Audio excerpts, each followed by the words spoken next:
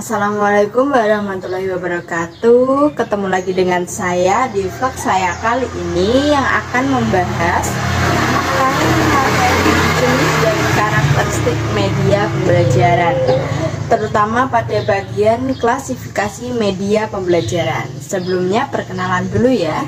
Nama saya Silvina Yulianti, NIM 202033100 dari Fakultas Keguruan dan Ilmu Pendidikan, Program Studi Pendidikan Guru Sekolah Dasar.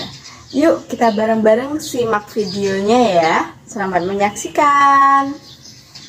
Klasifikasi media pembelajaran dibagi menjadi 3, yaitu ada berdasarkan sifat dan jenisnya, yang kedua berdasarkan teknis pemakaian, dan yang ketiga berdasarkan daya jangkau. Berdasarkan sifat dan jenis, yaitu ada media auditif, media visual, dan media audiovisual. Kemudian berdasarkan teknik pemakaiannya, yaitu ada media elektronik dan media non-elektronik. Kemudian berdasarkan daya jangkaunya, yaitu ada daya jangkau serentak, radio, TV, video, conference, daya jangkau terbatas, OHP, slide suara atau film. Kemudian juga ada dimanfaatkan secara individual. Kemudian kali ini utamanya kita akan membahas mengenai klasifikasi media pembelajaran berdasarkan sifat dan jenisnya. Simak bareng-bareng ya. Klasifikasi media pembelajaran berdasarkan sifat dan jenisnya dibagi menjadi 3, yaitu yang pertama media auditif, yang kedua media visual, dan yang ketiga media audiovisual. Untuk media auditif, yaitu media yang hanya dapat didengar saja atau media yang hanya memiliki unsur suara seperti contohnya yaitu radio, tape recorder, kaset, piringan hitam, dan rekaman suara. Kemudian yang kedua yaitu ada media visual, yaitu media yang hanya dapat dilihat saja, tidak mengandung unsur suara. Beberapa hal yang termasuk ke dalam media ini contohnya yaitu film slide, foto, transparansi, lukisan, gambar, dan berbagai bentuk bahan yang dicetak seperti media grafis dan lain sebagainya. Kemudian yang ketiga ada media audiovisual, yaitu jenis media yang selain mengandung unsur suara juga mengandung unsur gambar yang dapat dilihat. Contohnya rekaman video, berbagai ukuran film, slide suara, dan lain sebagainya. Kemampuan media ini dianggap lebih baik dan lebih menarik sebab mengandung kedua unsur jenis media yang pertama dan kedua, yaitu yang dapat dilihat dan dapat didengar.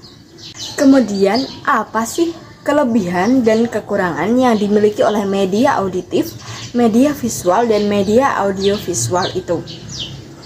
Kita simak bareng-bareng ya. Yang pertama yaitu kelebihan dan kekurangan media visual. Kelebihan dari media visual yaitu dalam media ini siswa dapat melihat objek yang diperlihatkan guru. Siswa tahu objek apa yang sedang dijelaskan dan dipelajarinya.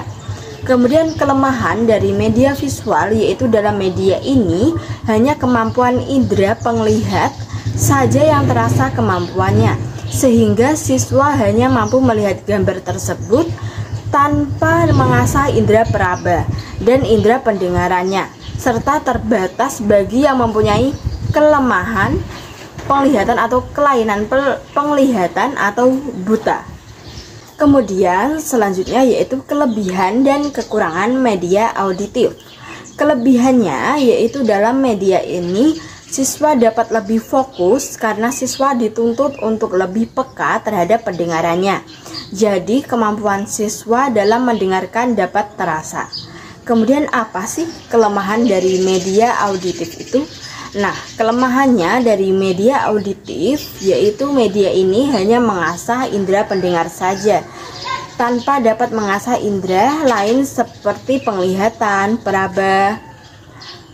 Selain itu, media ini sangat terbatas bagi yang mempunyai kelainan tunarungu. Nah, yang terakhir yaitu media audiovisual. Apa sih kelebihan dan kekurangan dari media audiovisual itu? Nah, kelebihannya yaitu media audiovisual dalam media ini mencakup segala aspek indera pendengar, penglihat, dan peraba, sehingga kemampuan semua indera dapat terasa dengan baik karena digunakan dengan seimbang dan bersama. Kemudian kelemahannya yaitu media visual, yaitu keterbatasan biaya serta penerapannya yang harus mampu mencakup segala aspek indera pendengaran, penglihatan, dan peraba. Nah, itu tadi mengenai kelebihan dan kekurangan media pembelajaran berdasarkan sifat dan jenisnya, yaitu media audio, media auditif, media visual, dan media audiovisual. Kemudian yang terakhir yaitu untuk pendapat saya dan tanggapan saya, yaitu saya ingin membuat pembelajaran dengan menggunakan media audiovisual karena mengandung unsur suara dan juga unsur gambar yang dapat dilihat dan didengar. Yang saya ingin buat di sini yaitu pembelajaran dengan menggunakan aplikasi Zoom, Google Meet, dan lain sebagainya, di mana nanti dalam menggunakan aplikasi tersebut siswa akan bisa melihat penjelasan guru dan juga bisa mendengarnya.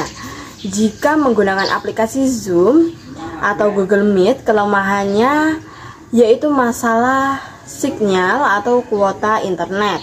Oleh karena itu solusinya pihak sekolah atau pihak pemerintah bisa memberikan bantuan kuota terhadap para siswa untuk mendukung proses belajar dan mengajar siswa.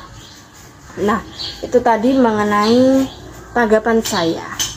Nah, cukup sekian vlog saya kali ini, yaitu mengenai jenis dan karakteristik media pembelajaran, terutama klasifikasi media pembelajaran berdasarkan sifat dan jenisnya. Semoga bisa bermanfaat bagi kita semua. Mohon maaf apabila saya tadi ada salah-salah kata, dan jangan bosan-bosan untuk melihat vlog saya selanjutnya. Terima kasih. Wassalamualaikum warahmatullahi wabarakatuh. Bye bye.